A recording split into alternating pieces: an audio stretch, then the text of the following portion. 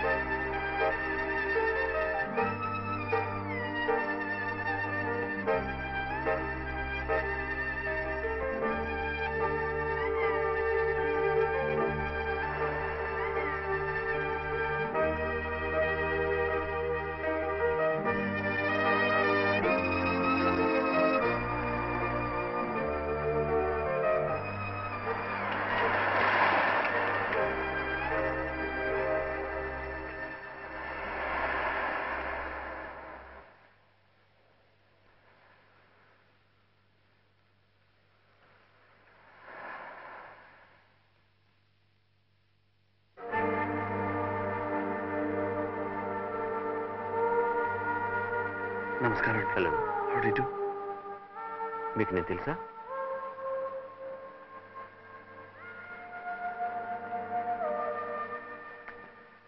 కళ్ళారా మీ పెళ్లి చూడలేకపోయినా మీ పెళ్లి ఆల్బమ్ చూశానండి. అది పెళ్లి కాదు, ప్లీజ్. ఒక పీడ కథ. ఎవరికీ మనశ్శాంతి లేకుండా చేసి బాధించి పీడించిన ఓ దుస్సంఘటన. చేస్తున్నది తప్పు అని ఆనాడు తెలిసినా తల వంచుకున్నాను మా నాన్నగారి తృప్తి కోసం. ఆయన వెళ్ళిపోయారు. ఈనాడు చేసిన తప్పుకు తల వంచి క్షమాపణ అడగడానికి సిగ్గుపట్టలేదు. అందుకే వచ్చాను. మాధవి, నువ్వు జీవితంలో స్థిరపడాలని, నిన్ను భారీగా అందుకోగల అదృష్టవంతుని వెతికి మీ పెళ్లి జరిపించాలని వచ్చాను. నాకు ఆ శ్రమ మీరే తప్పించారు. మాధవి, బాలు ఎలాంటివాడు, ఎంత మంచివాడు నాకు తెలుసు. అయినా అవును బాలు, నాకు డాక్టర్ అంకుల్ మీ గురించిన వివరాలన్నీ చెప్పారు. I'm extremely happy. You make an ideal couple. Please. Thank you. Please have it. ఇంతవరకు నేను జీవితంలో సెటిల్ కాలేదు. ఇంకో స్త్రీతో బతుకు పంచుకుని ఇక ముందు స్థిరపడలేదు. అందుకే వ్యాపారంలో నేను సెటిల్ కావాలని నిర్ణయించుకున్నాను. ఇక్కడ ఆస్తిపాస్తులు అమ్మేసి శాశ్వతంగా కెనడా వెళ్ళిపోతున్నాను. మంచి మనసున్న మీరిద్దరు నన్ను దీవించి పంపితే I think I will be lucky at least there.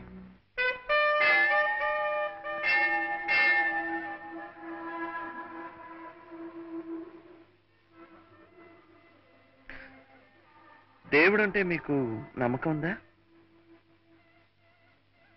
నేను నాస్తికురాలి కాదే. నా మీద కూడా నమ్మకం ఉంది కదా? నేనెట్టు ప్రవర్తించానా? నా మీద నమ్మకం ఉంది కనుక నా మాట మీద కూడా గౌరవం ఉంచండి. గోపాలరావు గారిని చూసిన తర్వాత, ఆయన మనసులోని మాట విన్న తర్వాత నాకు నిజంగానే ఆయన దేవుడే అనిపించింది. దైవభక్తి ఉన్న మీకు ఆ దేవుణ్ణి పూజించమని కొత్తగా నేను చెప్పనక్కర్లేదు. మీరిద్దరూ ఆయురారోగ్య ఐశ్వర్యాలతో పచ్చగా ఉండాలన్నదే నా కోరిక. ఓం శ్రీ జయకాంబరేశ్వర ప్రసాద సిద్ధిరస్తు. ఇష్టకామ్యార్థ సిద్ధిరస్తు. దీర్ఘ సుమంగళీ భవ. ప్లీజ్ ఇంకేం ఆలోచించకండి. అతను ఉత్తముడు, యోగ్యుడు. మాధవ సుఖపడుతుంది. I sincerely wish her all the best. Let it happen sir.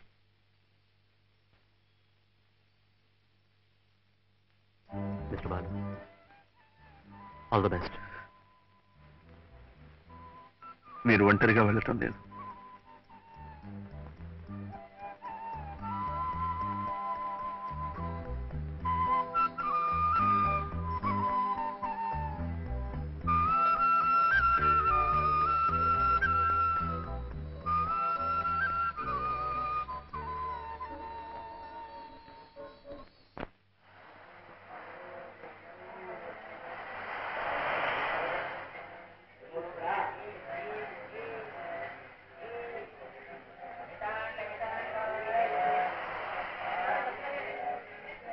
Hi Balu, నువ్వు తీస్తావా నీ తీనా?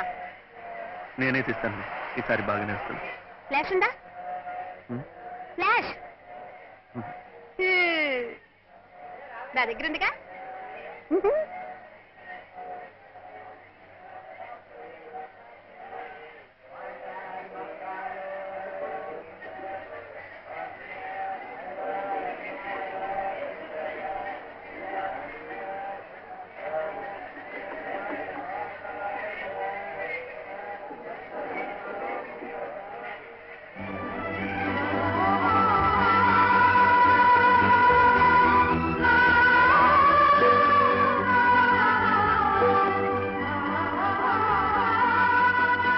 పక్కన నాకు కూడా కొంచెం చోటు ఇవ్వండి.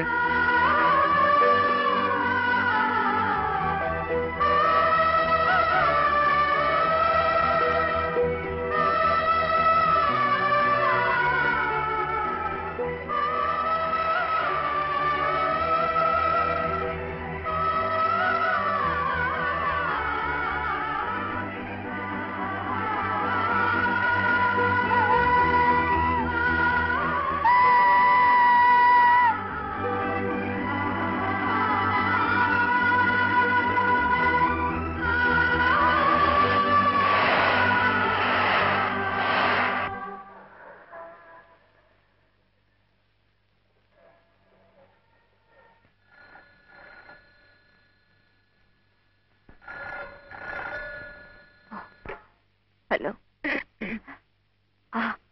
అవునండి, నేనే. హౌస్ నెంబర్ ఎంతండి? అవును, మీ ఫ్రెండ్ ఎవరో చెప్పాడన్నారు, ఊటీలోనూ ఎక్కడో స్పెషలిస్ట్ ఇలాంటి కేసుని ప్రకృతి వైద్యం ద్వారా నయం చేశాడని. వాళ్ళంతా డబ్బున్న వాళ్ళు సార్. వస్తామ్మా. ఖరీదైన జబ్బులొచ్చినా నయం చేసుకోగలరు. అప్పులతో కాలం గడిపే మా లాంటి వాళ్ళు ఆపరేషన్ అవసరం వచ్చినా ఆకుపసలతో సరిపెట్టుకోవాల్సిందే.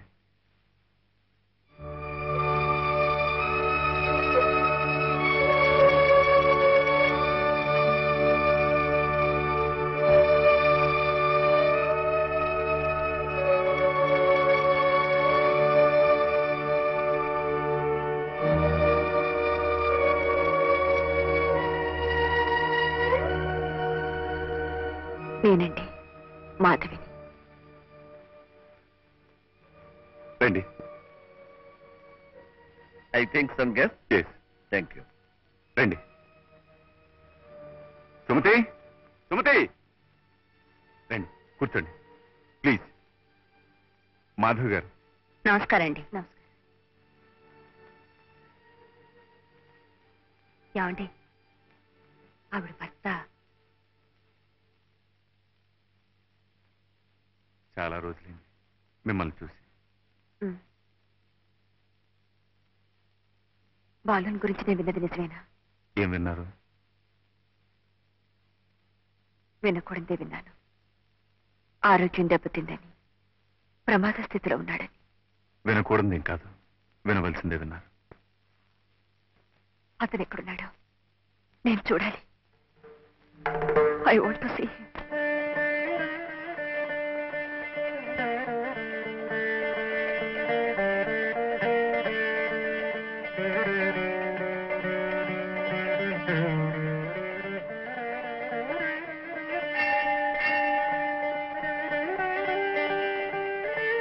మమోపాక్షాతమష్టాదృతక్షేదురా శ్రీ పరమేశ్వర ప్రేధ్యర్థం శుభాబ్జాం శుభే శబరే ముహూర్త్యాద్య బ్రహ్మణ ద్వితీయ ప్రార్థే ఏవం గుణ విశేషత విశిష్టాజాం శుభతితౌ.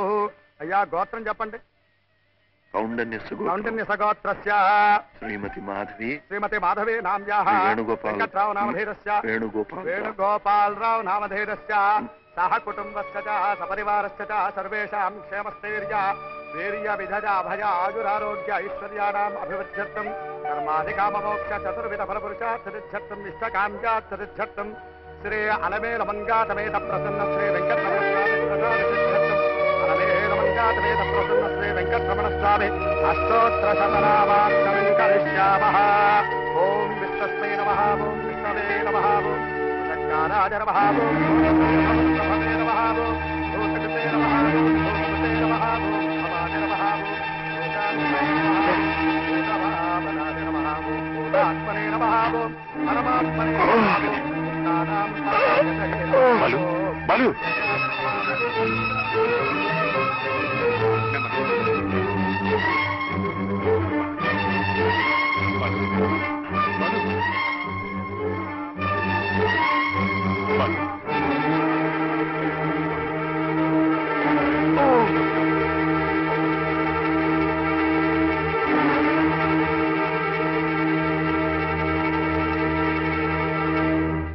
మీ దంపతులు కలిసిన రోజు, మీ కాపురం నిలబడిన రోజు, వాడికో పండగ పర్వదినం. ప్రతిరోజు ఎంత తాగినా ఎలా తిరిగినా సంవత్సరానికి ఈ ఒక్కరోజు మాత్రం పవిత్రంగా ప్రతి గుడికి వెళ్లి మీ దంపతుల పేరున అర్చన చేయిస్తాడు. మాధవ్ గారు, 364 రోజులు బ్రతికేది ఈ ఒక్కరోజు కోసమే. అసలు ఎందుకు ఇలా అయిపోయాడు? ఏమైంది? ఆ నాట్యకళకి అంకితమైపోయి జీవితాన్ని సార్థకం చేసుకుందాం అనుకున్నాడు. అంతలోనే వాడి మీద ఎన్నో ఆశలు పెంచుకున్న ఆ తల్లి పోయింది. ఎవరు తన వెనకుంటే కొండంత బలమనుకున్నాడో ఆ వ్యక్తి మీరు దూరం అయిపోయారు. నిరాశ నిస్పృహ మిగిలిపోయాయి. ఒంటరితనాన్ని దూరం చేసుకోవడానికి తాగుడికి దగ్గరయ్యాడు. అంతే, ఆ మహమ్మారిలా ఆవరించింది, వాణ్ణి తినేసింది. జరిగిందితో జరిగిపోయింది. నేను నాతో మా ఊరు తీసుకెళ్తాను. మంచి డాక్టర్కి చూపిస్తాను. అతను బాగుపడతాడు. మళ్ళీ మామూలు మనిషి అవుతాడు. వద్దండి. కళకళ్ళాడుతూ నిండు ముత్తైదువులా ఊహించుకుంటున్న మిమ్మల్ని ఇలా చూసి బతకడా ఒక్కసారి గుండాకి చచ్చిపోతాడు.